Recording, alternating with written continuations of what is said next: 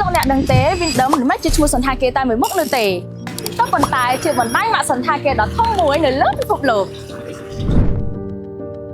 ដំណើរក្រុមហ៊ុននេះបានចាប់ផ្ដើមឡើងនៅក្នុងឆ្នាំ1990ហើយនៅក្នុងឆ្នាំ2018 Winden Hotel and Resort បានក្លាយទៅជាក្រុមហ៊ុនឯករាជ្យមួយដែលផ្ដោតទៅលើការអភិវឌ្ឍនិងពង្រីកម៉ាកសន្តាគារទូទាំងពិភពលោក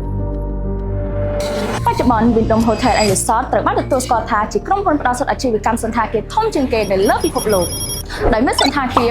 9,100 កន្លែងស្ថិតនៅក្នុង100ប្រទេសWinden Hotel and Resort សរុបមានចំនួន25ម៉ាកដែលរៀបចំតាមកម្រិតទីផ្សារផ្សេងៗគ្នាចាប់ពីកម្រិតមធ្យមរហូតដល់កម្រិតប្រណិតហើយម៉ាកនីមួយៗមានអត្តសញ្ញាណរចនាបថសេវាកម្មនិងគោលដៅអតិថិជនខុសៗគ្នាក្នុងនោះ Winden Garden គឺជាម៉ាកដែលផ្ដោតលើផាសុកភាពការរចនាបថបែបទំនើបបច្ចេកវិទ្យាសេវាកម្មប្រកបដោយភាពកក់ក្ដៅនិងបទពិសោធន៍ស្នាក់នៅដ៏ងាយស្រួលសម្រាប់ទាំងការធ្វើដំណើរអាជីវកម្មនិងការសម្រាកលំហែឥឡូវនេះ Winden Garden បានមកដល់តំបន់បឹងកេងកងមួយដែលជាទីតាំងមានសក្តានុពលខ្ពស់មួយនៅក្នុងរាជធានីភ្នំពេញតាមរយៈគម្រោង UC88 Winden Garden Hotel Residence ដែលអភិវឌ្ឍដោយម្ចាស់គម្រោងជាជនជាតិខ្មែរ